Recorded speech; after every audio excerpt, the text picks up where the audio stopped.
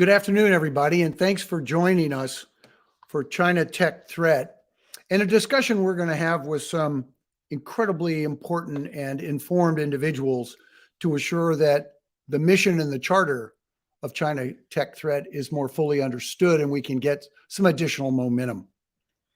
As by way of background, let me kind of walk you through China Tech Threat. It was launched in 2019 to combat the threats associated with technology produced by the People's Republic of China, and more specifically, the Chinese Communist Party, the CCP. Recognizing the CCP's unique power to create global tech ecosystems that directly threaten American national security, prosperity, and data privacy, CTT offers policy solutions to protect the American people. Today, we are releasing a new report, States of Denial versus States of Momentum, Dangerous Chinese Technology in U.S. State Government Systems. Our study found that many states are continuing to use millions worth of Chinese government-owned technology that has already been restricted by the federal government. The good news, however, is that some states are now finally taking action to prohibit use of these dangerous technologies that put our national security at risk. Now, before I introduce our two panelists, let me share a few programming notes just to make sure we're all on the same page and we can really make this a conversation. After our discussion, we'll open the event to questions. To submit a question during the webinar, at any time during the webinar, please email it to info@chinatechthreat.com. We'll do our best to get all questions, but if we run out of time, we will respond to your questions by email. So at this point, thank you in advance for your participation and your interest in this very timely and critical topic and the discussion that we're going to have today. Now, let me introduce our two guests.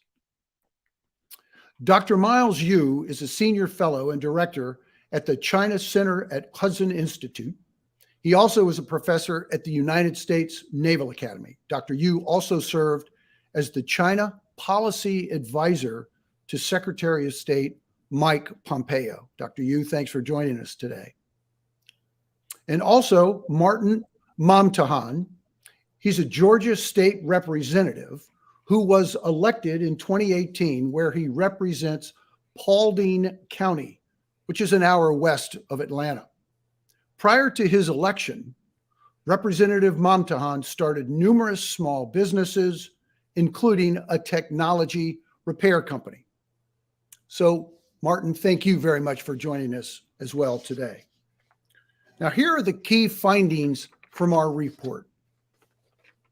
3 years ago, China Tech Threat released a report detailing state spending on restricted technology in 40 states. Today's report builds on earlier versions in three key ways. First of all, we provide updated data for 28 states on the purchases of the products of two Chinese-owned companies that have been restricted by the U.S. Defense and Intelligence Agencies, Lexmark and Lenovo. Secondly, we will report on the progress by states to end contracts with Chinese government-owned technology manufacturers. And finally, we project into the spring and summer when we will finish our analysis of all 50 states and also add to the mix two other PRC-connected companies, DJI Drones and Hikvision Cameras. Now, right now, you can go to www.statesstopchinatech.com to see the graphics that I'm about to show and download the entire document and all of its citations. However, I'm going to summarize two highlights. First of all, let's go to the first map if we can, please. Beginning late last fall, we reached out to the procurement offices in each of the 50 states about their purchase of Lexmark and Lenovo products. These were the two companies we looked at 3 years ago, which at the time, the Pentagon Inspector General had just released a report criticizing these products as insecure for military networks. You can read more about that in the briefing paper. And so far, we have heard back from 28 states, and they are shown here in red, with purchases totaling over $230 million in the recent intervening years. Now, by the way, there are some legitimate reasons why we do not have data on all 50 states.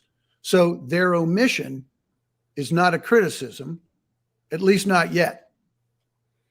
Also on this map, you can see in pink the states that made purchases as of 3 years ago, but for which we don't have an update. Again, we're working on that, and we will post our updates later this spring. Let's go to the next slide.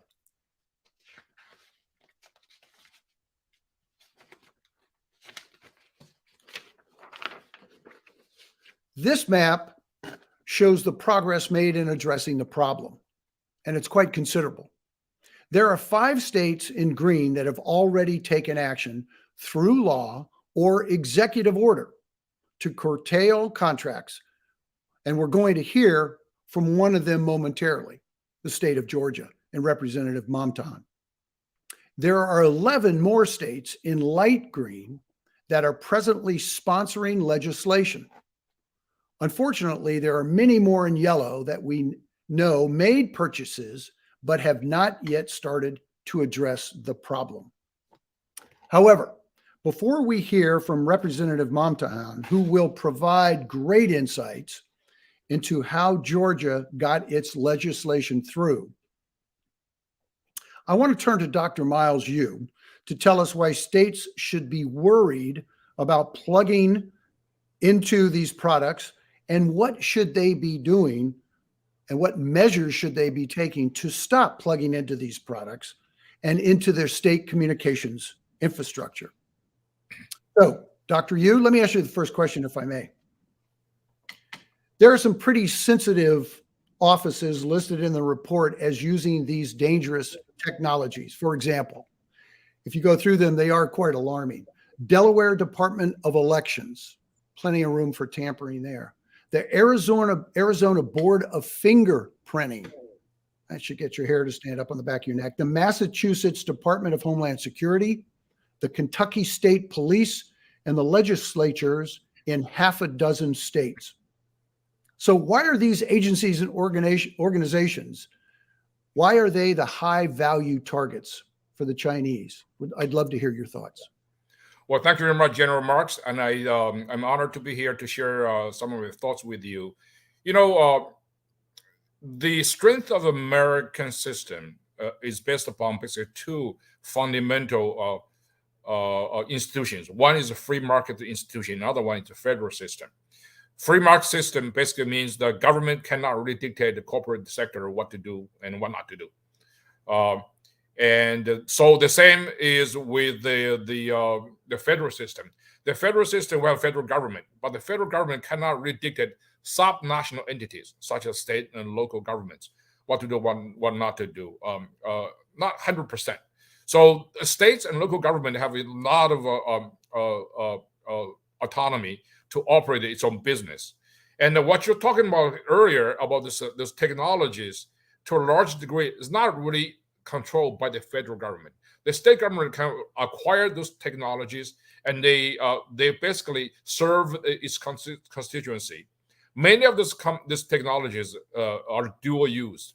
It can be used for military purposes as well as for civilian purpose. I mean, we have this China spy balloon system. China said, hey, it's a civilian balloon. Even if that's the case, it actually use civilian technology to serve as a military mission.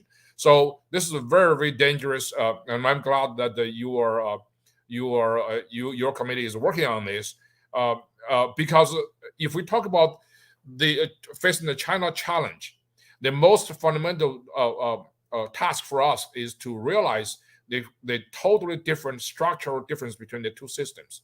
China is a total system of total control. Chinese company are totally dictated by the Chinese Communist Party, and the Chinese system is also a top-down system with no subnational independence or autonomy.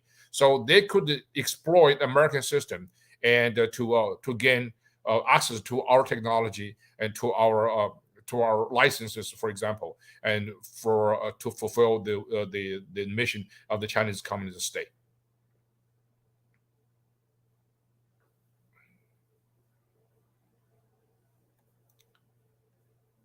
I believe you're muted, General. I'm the guy, needs to be unmuted. Thank you. Thank you, Dr. Yu. So based on what you just said, you got an autocratic, a communist government in China. Everything is from the top down controlled, never controlled as well as they would prefer, right? So my question is, if a leader within a particular company, for example, Huawei, said, you know, I have no issue, I'm not going to share any of that personal data that we contain or we hold. I'm not going to share it with the CCP. I'm not going to share it with the government.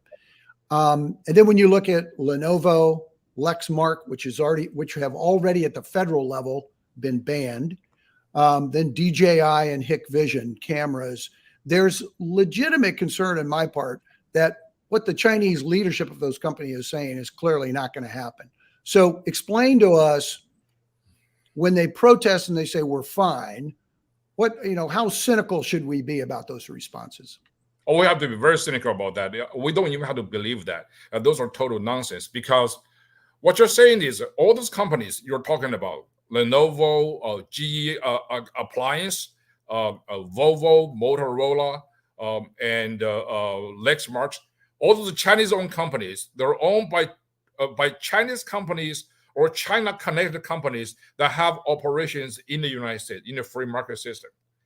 They have no position to say no to the Chinese government that might make demands. So the way Chinese government control those corporations, that they basically allow them to operate in the free market system, make a lot of money, but the purpose, they also provide enormous state financing to them. So they will have a betting advantage with its competitors. They can squeeze out all these other companies so they can have a dominated market share. Once they gain market share, the Chinese government can move in and take total control. Take, for example, ByteDance, the company that owns TikTok, right? ByteDance was allegedly a private company, but it's not private at all. There are no such thing called a private company per se in China, because the Chinese government can claim they own the means of production. They have the right to intervene or even take over. ByteDance, for example, has just been conveniently restructured in China. I believe the government right now totally own that company. The same thing with Alibaba, right? They have a tremendous control over these companies. Even like Huawei, Huawei basically is the civilian arm of the Chinese state apparatus. Some other companies, like big ones like ZTE, for example, ZTE is 100% owned by the Chinese government. And you cannot really deal with companies like ZTE in a normal way. ZTE, for example, was fined by the U.S. government for somewhere around like $1.5 billion. The company said, fine. So they pay the fine readily, continue to do this own shady business, because ultimately what pays the fine imposed by the U.S. government is not a company, it's the Chinese government. So you have issues like this, and that's very dangerous. I believe that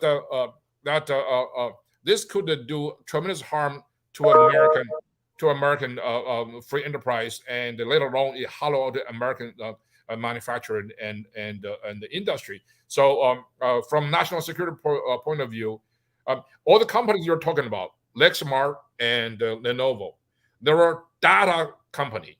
They have a lot of licenses that have national security concerns. All the data used by American society can be easily transferred to China and be processed by the Chinese government entities. So these are very dangerous. Yeah, and the other thing that comes to mind is on the heels of the recent CCP, the Congress that just took place, Xi Jinping is now in a position that's an honorific position, almost challenging Mao Zedong. So going forward, is there any room for optimism that there might be a change in terms of how China might try to control its various industries? Well, I think the fundamental reality in China is that you have a one party monopoly of all political powers. When the party needs a private sector to generate revenue for itself, it will relatively let it be, just let it be. When the government is in need of cash, and then the government can go there to squeeze those big companies. That's one reason why recently why when the Chinese government is short of cash because of many of the extravagant projects like a Belt and Road Initiative and COVID zero national lockdowns and the tremendous buildup of the Chinese very expensive surveillance system and the military forces. So Xi Jinping government needs a lot of money. So what they did was they basically use all kinds of extra legal means to basically take the money from giant like Alibaba, like ByteDance, and so pretty soon I think those companies with hundreds of billion dollars of assets like Lenovo and or Lexmark, I mean they can be easily taken over by the Chinese government because the China-based companies or China-connected company, once again, there's no ability for them to say no to the Chinese Communist Party if they want to do anything with them. Got it. I want to make sure all our viewers and our listeners realize that you can go to www.statesstopchinatech.com to see the full study. It might be great to have that either currently while we're chatting about it or certainly afterwards. Very worthwhile. And if you have some questions, please shove them into the chat box and we'll try to get to them at the end. Dr. Yu, thank you very, very much. And obviously we're going to get back to you. Let's shift now over to and bring in Georgia State Representative Martin Momtahan. Representative, it's great to see you, and I look forward to your thoughts here. Let me ask you a question, pretty much up front. You've been in the tech business. You understand the challenges. You understand the challenges at the delivery level and at the vision level. So you're a successful businessman across the board. You also understand the vulnerability of our tech infrastructure, our IT infrastructure.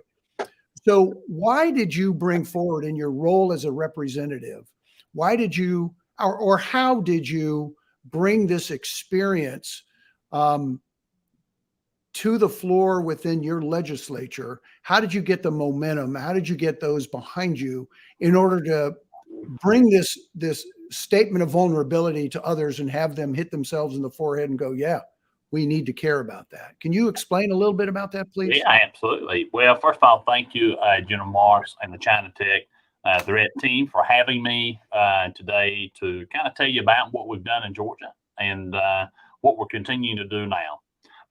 So we introduced this bill in the state of Georgia because of the dangers that Chinese tech had. You know, we looked at a map earlier today as part of your slideshow, and we saw that Georgia, while we've corrected it now, we have in the last 3 years purchased Chinese technology, things that we knew had vulnerabilities that were beholden to the Chinese Communist Party, and so we knew we had to correct it. And there's a reason why for that, and that is we had seen the FBI Director raise testimony before Congress that 8 different states, their lawmakers and policymakers there had been extorted or embarrassed by data gained from these devices in their states, and so we knew that. Can we get that map up? What you're saying is really, it'll come alive. Can we get the first map back up again, please? Yeah, perfect. There you go. Sorry to interrupt.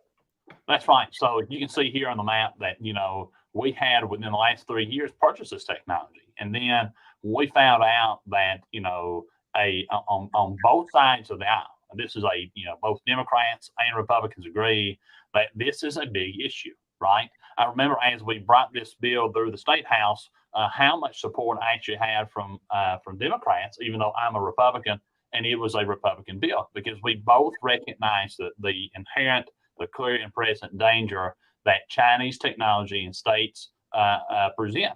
And we knew we had to do something. You had asked me about my experience as a small business owner. So I do, and I have done a number of different things in my life. But one of those things that I did was we owned a small tech repair company. So, this was back in the 2000s where, you would have, starting out with the Russian malware things, we all got to see the Kaspersky crisis unfold, where there were security vulnerabilities there. Then we saw some of the keyloggers where, an upset spouse would leave a USB device in to try to track keystrokes and otherwise. We got to see some of the more extortion-based malware, even originating from, the kind of Eastern Bloc area and then down into China. And so we saw the kind of, formulation and evolution of these threats. And then we saw Huawei. At the very end of my career, right before we liquidated that company, we saw Huawei. We saw these other companies that were actually putting these chips on the wafer board, on the silicon, to take data. The only purpose for the chip on that board was to take data and send that data back to Chinese servers that were owned by the Chinese Communist Party as part of a data mining operation. So we knew that. That was back then. So when it came to my office and we saw, oh my goodness, here we go. They're utilizing this information. They're data mining on elected officials. They're data mining for all sorts of different reasons. One of those reasons is proprietary information. So when we talk about, in the state of Georgia, I'll give you a very local example. We have a brand new manufacturing plant called Rivian. They make electric cars. They just have announced in the past year with Governor Brian Kemp that a $7 billion plant is going to be coming to Georgia. Well, let's talk about that. As a Republican and conservative, I say trust but verify. So we want to make sure that what they're bringing us is real. The technologies are real. That it's going to be able to kind of, for us to give, we got to see what they want to do and make sure it's going to be a good deal for Georgia citizens. Well, as part of that, they're sending us proprietary information. And so if our networks on a state level, even within this office where I am today, if this technology is vulnerable to attack by, the Chinese Communist Party, then that information, that trust that they've placed in us as a state to do business with them is totally compromised. I mean, that is total.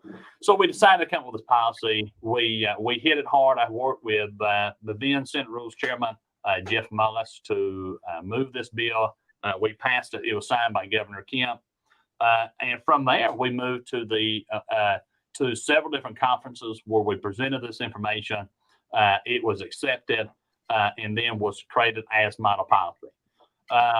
Since then, and this is kind of I want to talk to you a little bit about kind of that process there. So we passed a bill that was very strong in the state of Georgia, and it kind of caught these actors off guard. And so all of a sudden you saw, hey, well, we want to make changes to this bill. We want to make some changes. And we found out who these folks were. And they were folks who manufactured Chinese tech that wanted to weaken our model policy. So we fought off that back in December. We kept our policy strong. And since then, it's really moved like wildfire throughout all these states. And we've seen, Senator Croft, who is the majority leader in the Kansas State Senate. We saw him. He's taking on this. We've got Virginia's taking on this issue. We've seen just I forget the exact amount of states, but just a multitude of different states have taken on this issue because they recognize the clear and present danger. And I'm proud to have worked on it and to see this thing going throughout the United States. Well, Representative, let me ask you this, if I can, please. Obviously, you're a groundbreaker. You're out front and you're leading. There's a Army term for that. You're an icebreaker. I mean, you're out there, you're breaking ice, and others are following. So you've got other states and other lawmakers are picking up the phone and they're getting onto chat boxes with you and they're saying, "How'd you do this?" I know your law is exceptionally simple in its design, primarily because, as you described, you eliminated any of those qualifiers. Let's just put a subject and a verb out there and put a period at the end of it. Let's not qualify, which I find incredibly, it's amazing that a state legislature could do that without all of the other flowery language that allows people to kind of sliver through and get around barriers.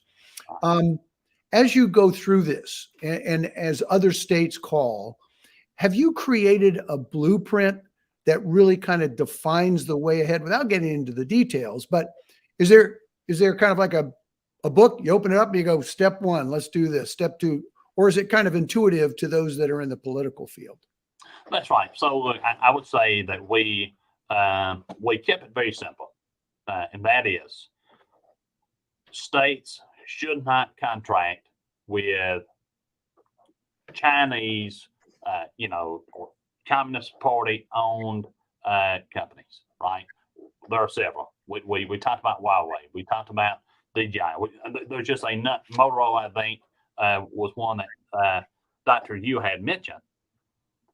There's a number of them, and it simply says, look, you can't do business with them. They're a threat. It's a threat that's been identified by the IT services here in the state of Georgia for their limited capacity, and also recognized through many different federal agencies, national security, on down to the FBI and others. And so they've recognized that. So we try to keep it very, very, very specific, very simple, because we don't want to get bogged down in a lot of different questions. Many different questions can be asked. You can say, well, what do you do about old technology that's existing today?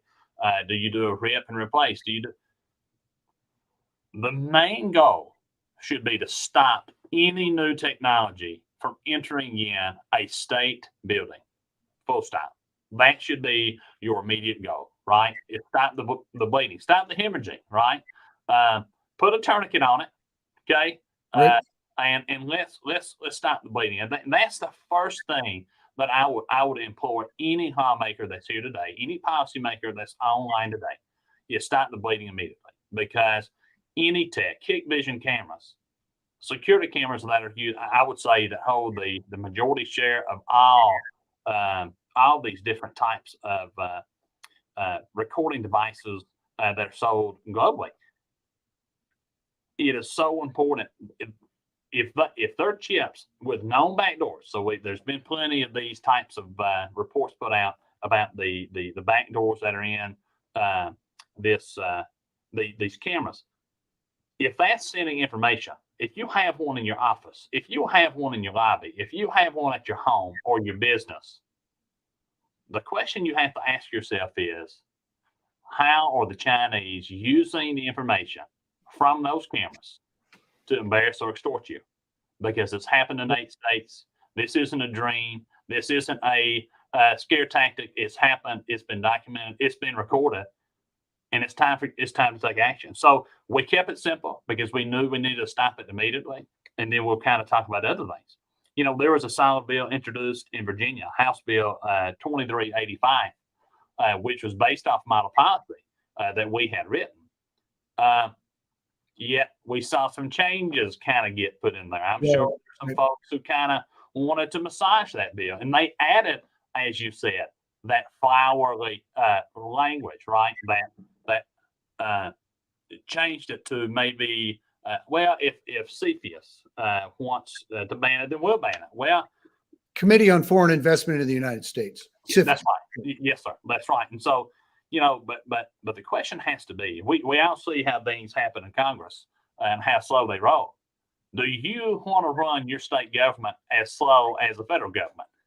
And I think that for any state lawmaker, the answer is no.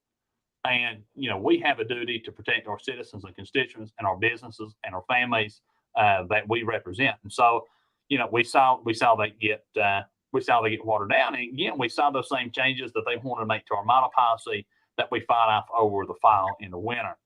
But I'm making these points today to make sure that lawmakers and policymakers and decision makers in states understand that start simple, start with the very simplest of language, build that as a foundation to your efforts over the next 5 or 10 years, because it's going to take that level of effort to secure our systems, our servers, and effectively the data of the citizens that you represent. And I think it's fair to say unequivocally that if you're compromised, irrespective of where you are in this IT infrastructure. So I liked what you said, which is stop the bleeding. But just first of all, let's stop bringing the new stuff in. There may be latency and there may be challenges within the system. And the notion of rip and replace clearly is costly, but it must be done. But that's a subsequent step. That's right. First of all, stop it immediately, and then you can do a diligence inside what you have. It's just like a doctor's evaluation, your annual physical. You go, okay, stop doing this, and then we'll get on to everything else. Let me ask a final question, if I can. Martin, both to you and Dr. Yu, if you could please respond as well. But what are the companies that you're aware of that maybe we're not talking about now, that maybe we should talk about as we line up our efforts going forward? Where should we focus our attention and our efforts?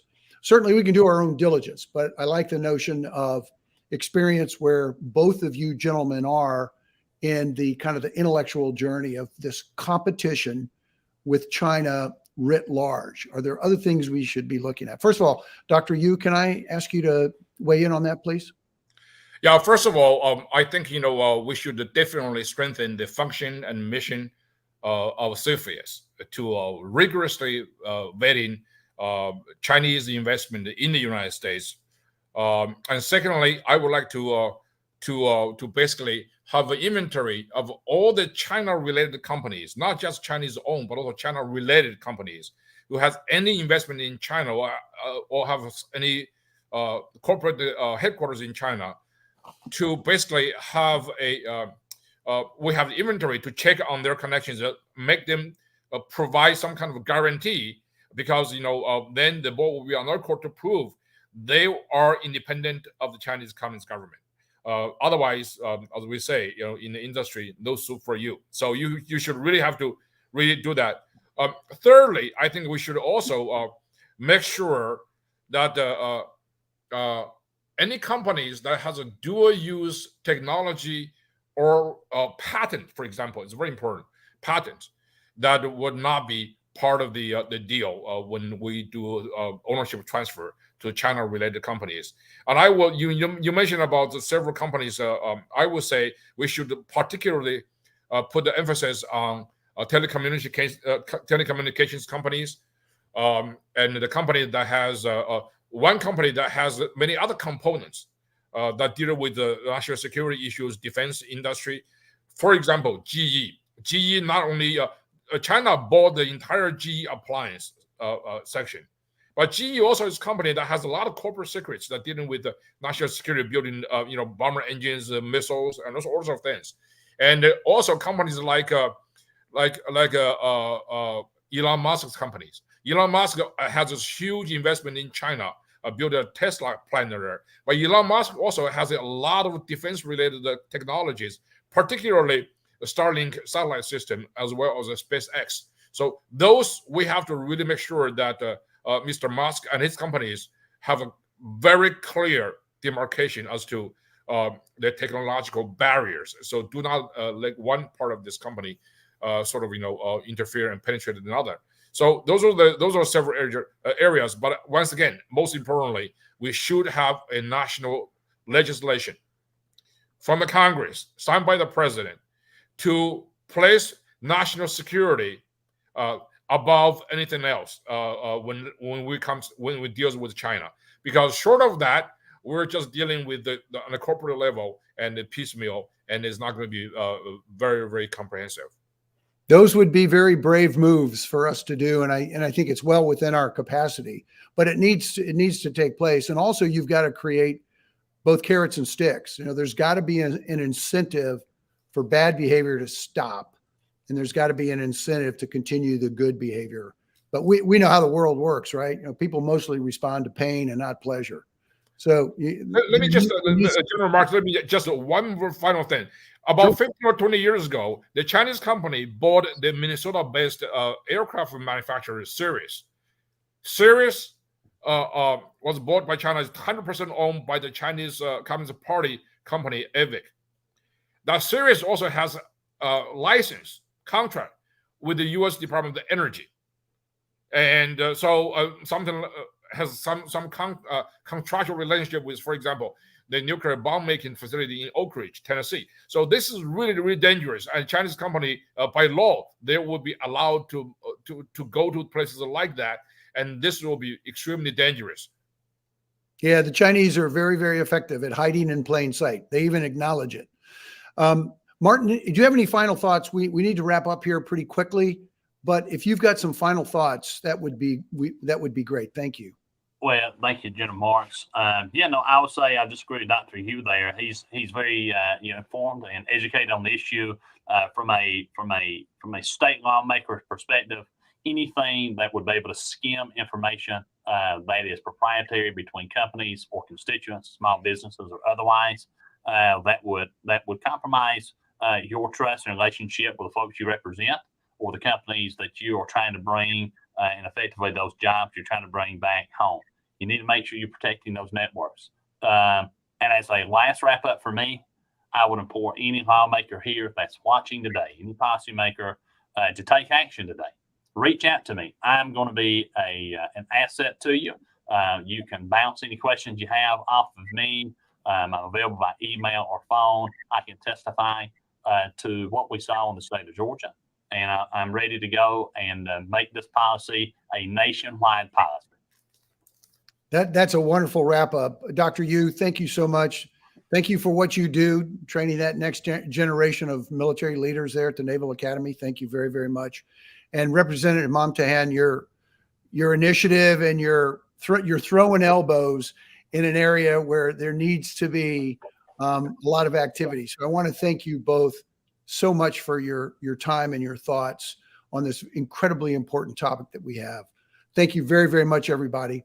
And then final thoughts. Remember, you can get the entire publication of the study, States of Denial and States of Momentum, at www.statesstopchinatech.com. So thank you very, very much. All the best to both of you gentlemen and to all our viewers and participants today. Thank you. Thank you.